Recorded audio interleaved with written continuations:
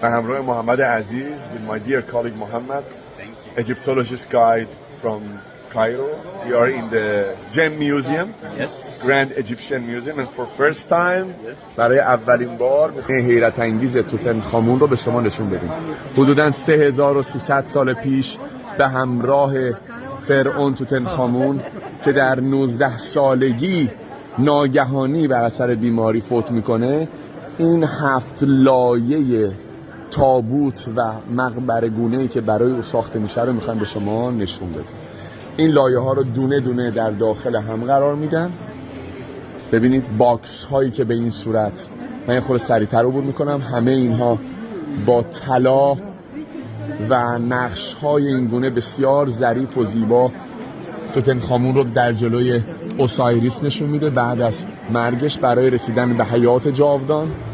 قایق هایی که میبینید برای رسیدن و عبور از رودخانه هایی که او رو به جهان لایتناهی و بی پایان میرسونه. و این 4 تا در داخل همدیگه بوده. سلام و دوستان ایرانی از جای دیگه دور هم داریم. این یکی از تابوت هاییه که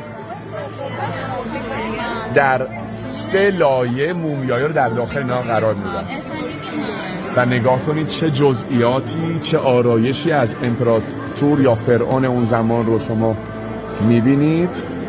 وای وای. و این مجموعه برای اولین بار در تاریخ بشریت بعد از 3300 سال حدوداً در سده گذشته پیدا شد توسط هوارد کارتر و یک جوان مصری به نام عبدالرسول که به صورت اتفاقی اینجا رو پیدا کرد. این لایه دوم و مهمترین چیزی که در این موزه هست، در کنار در کنار ماسکی که بعداً خواهیم دید و یه ویدیو جدا میذارم، این تابوتی هست که 110 کیلو طلای خالص سولید گولد از چهره فرعون توتنخامون رو اینجا میبینید.